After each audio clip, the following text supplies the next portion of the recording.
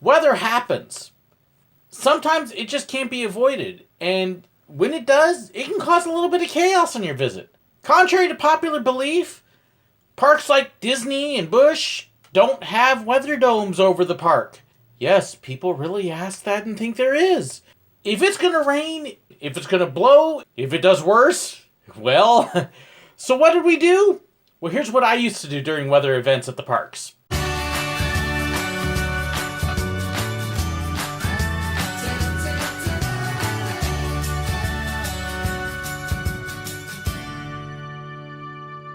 Everyone dreams of a nice day at the parks with gorgeous weather. Not just the guests, but the employees as well. While sometimes you don't mind a break, weather breaks are really not that fun most of the time.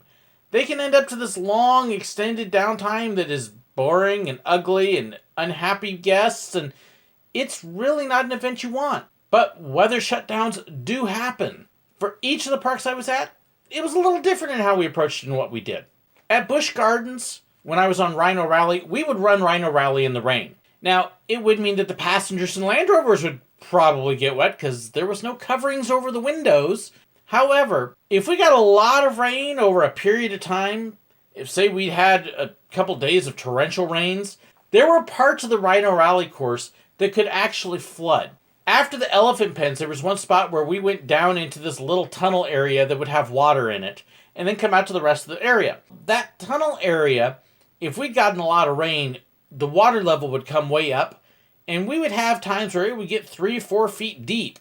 I remember one time after one of the hurricanes, I think it was Francis, the water there was over 6 feet deep. Now, our Land Rovers had snorkels. They could handle a little bit of water, but that was too much. In a case like that, we were shut down and we would just be stuck until it would eventually finally start to drain out. Lightning, however, was another story. If there was lightning within a certain radius, and it was 5 to 10 miles or so, we were down. We were not riding those vehicles around if there was lightning that could possibly hit. I told you a story in one of my previous videos about what happened when I was driving and a lightning bolt hit nearby. We really didn't want that, but it did occasionally happen. Normally, though, as soon as we got word that lightning was coming in, we'd get a call from the radio operation, say shut down for weather. We'd bring all the trucks in, unload all the passengers, and we would shut down and hunker down for whatever was going to come in. It was kind of weird, though, because we had times where these storms would come around Busch, and they would just kind of go around us. We actually would joke that Busch Gardens had a methane bubble from all the animals, and it kept the storms away. But that didn't mean we didn't go down because of them, because the lightning would be close enough. We couldn't do anything if it was shut down. So we'd have a lot of us stay in the break room, and it wouldn't be unusual for people to pull out a deck of cards or two and get a good card game going. Maybe pull a book out and read. Otherwise, we'd kind of sit there bored. What we would do is we would rotate with the ones that were up front, telling the guests, sorry, we're shut down for weather. We always kept at least 2 to 4 people out there. That way they'd have somebody to talk to. And explain the situation. Sorry, folks, there's lightning nearby. We can't run into lightning because of your safety. And we would rotate those around until we finally got an all clear and we'd go back up again. Those lucky ones that got to stay outside, they weren't always quite so lucky when those storms actually did roll over us. Depending upon what the weather was doing, we may go all the way up the walkway and down near the main walkway, because Rhino Rally was kind of a dead end of its own, and we may stand out there and let people know that we were closed, so that way they didn't walk all the way down to find out. But there was no shelter up at that end. So if it was raining, we weren't standing out there if we didn't have to. We would stay back where there was actually some shelter from the tents over the queue area. As we would see them walk around the corner there, then we would kind of signal to them, no, we're closed! And try to save them the walk while at the same time not getting wet ourselves. But if that wind came up and the rain was coming down hard, our queue area really did not have any cover. There was one time I was one of the lucky ones standing out there. I had my rain gear on so I wouldn't get too wet. But you could tell this was a doozy. And we were trying to tell the people, hey, folks, go somewhere else in the park. Go now while you can. Get out there because this is not going to be dry. Oh, no. We'll be fine here. We'll just hunker next to the building. That storm rolled in and it started blowing and raining and pouring. Hard enough you couldn't see much beyond the queue area. I remember the rain was nearly horizontal. It was so hard. There wasn't a dry place in that queue. We pretty much took what shelter we could, and yes, I got stuck out there in the middle of this, hunkering on one side of the building. Those poor guests, they had nothing.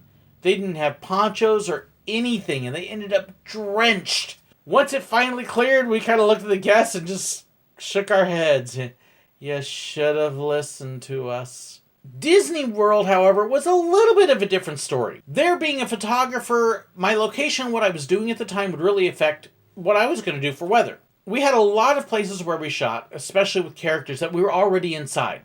So if it started raining outside or pouring or blowing, we really didn't care. We just kept right on going because it didn't affect us at all. But if we were outside, then we had to pay attention. We always carried a set of rain gear with us in our back pouch, right on the belt.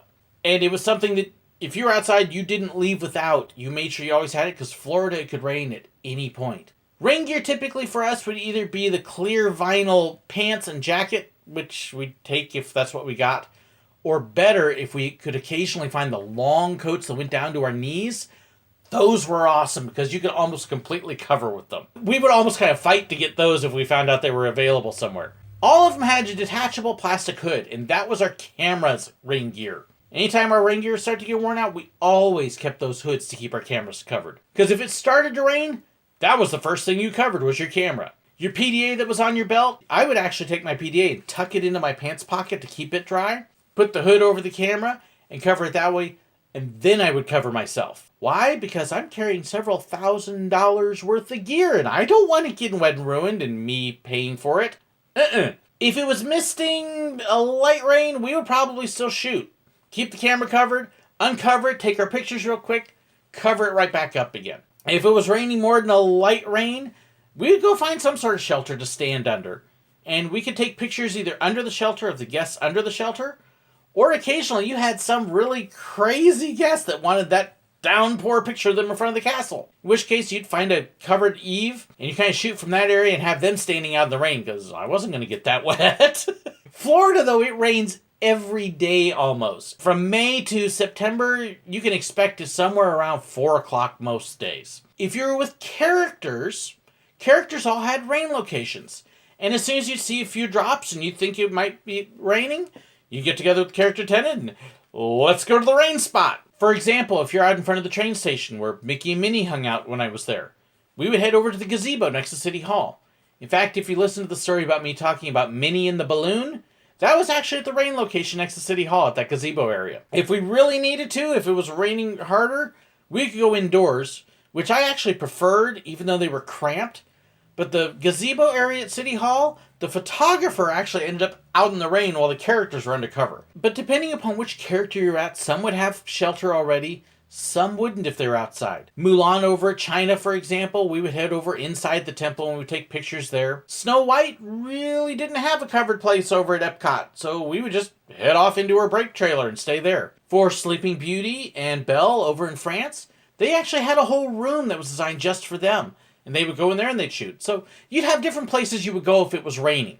Now, if we got in a storm that lasted a while, and a typical Florida storm could last anywhere from 15 minutes to 3 hours, it would kind of help dictate what happened to us. Instead of staying on the street if it had been raining for a little bit, we would all head to what we called the View. That was essentially the store where you could go in and look at, see, print, and buy your pictures.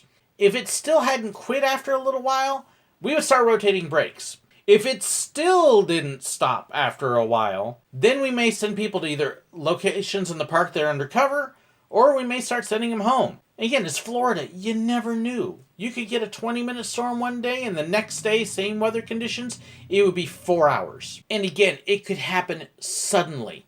I remember one time I was kind of huddled on the corner by Casey's Corner, watching the parade go by, getting ready to go out and start shooting again when the parade's over. And right as the floats are coming down, a storm hits. Now, Disney parades are a little interesting in that if they think weather might hit, they will delay the parade or even cancel it because they don't want to be out there. Once that parade starts, they're stuck, especially if they're on a float. They're not getting off that float until they complete the whole parade route. Made it real interesting for some of the characters sometimes. It was kind of funny because you'd see Mary Poppins that occasional time pop up her little umbrella and just try to huddle under her umbrella in the parade. In any case, this storm hits, and the poor characters, they're stuck on the floats, and it's pouring all of a sudden. The dancing brooms had just reached the corner there by Casey's Corner, and one of the parade monitors tried to let them off the way to head backstage so they get out of the rain real quick. This one poor broom, he slips on the wet surface and he does a stick plant. At least I think it'd be a stick plant. What do you call it when a broom lands on his face?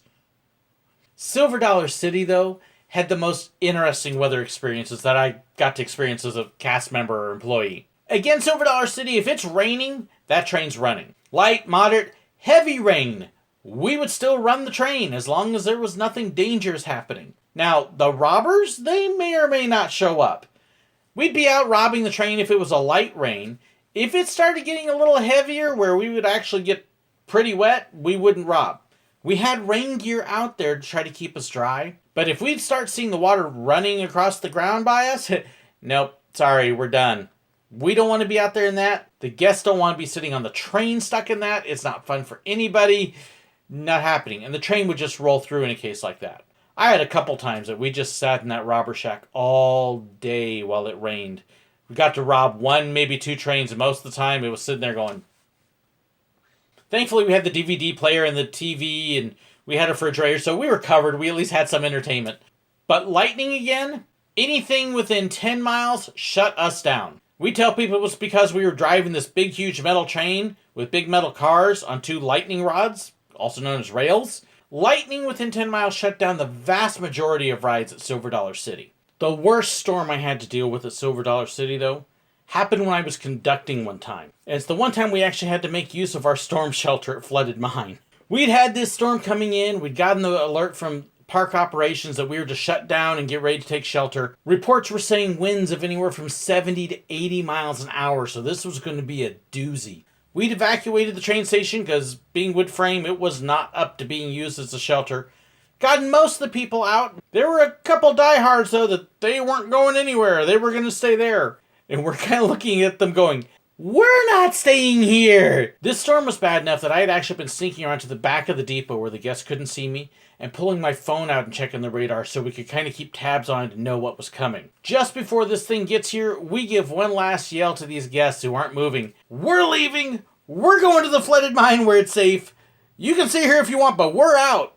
And this storm actually hit right as we're leaving. My coworker and I ran over into the Flooded Mine, and it was blowing so hard that it was actually blowing up our rain gear. We ended up completely drenched, even though we had full rain gear on, because it blew so hard. We got down into the Flooded Mines loading dock area. It was pretty well packed with people waiting out the storm. And at that point, we kind of shift into entertainment mode. Because you've got all these people and they're worried, the wind's howling, it's making noise, and what do? Well, we started telling stupid jokes and goofy stories and funny things and leading sing-alongs and getting everybody's mind off of the storm outside and onto having some fun while we could. And of course, it was helping keep our own mind off of the storm as well, because we had no idea what we were going to face when we came out. We basically had to stay down in the loading area of the Flooded Mine until we got the all clear from park operations. But once we finally got that, we allowed people to be able to head back out the entrance of the ride, walked out, and there were a few branches down, leaves and stuff like that. We really didn't have any damage, which was very nice. But it definitely made for an interesting experience. And those guests have a story that not very many guests are going to have to tell. So that's what it was like during weather and rainy, lightning, stormy weather for us while I worked. Hope you enjoyed my stories. Thank you so much for listening. I do also need to give a big shout out to my patrons. I've been kind of missing it the last couple of weeks because I've had so much going on. So I am very sorry. First one, I want to thank Karen Preston, who actually signed on as a patron 3 weeks ago. I'm sorry it took so long, Karen, but thank you so much. Also to my other new patrons, I've got more this week. And forgive me if I say your name wrong. Thank you to Jonathan Jolie, Deanna Martin, and Christina Amaya. Thank you so much for your support of me on Patreon. I appreciate it so much, more than you know. If you want to know more about Patreon, click the link coming up. Thanks for watching.